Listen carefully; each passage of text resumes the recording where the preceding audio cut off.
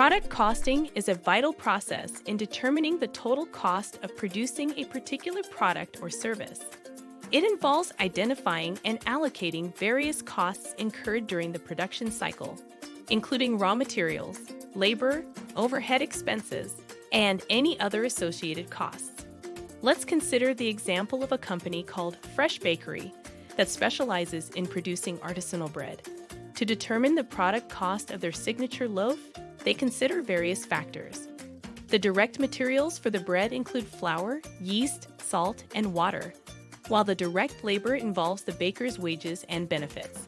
Fresh Bakery also takes into account the manufacturing overhead costs, such as rent for the bakery facility, equipment depreciation, utility expenses, and indirect labor costs. By carefully analyzing and allocating these costs, Fresh Bakery can calculate the total production cost per loaf of bread.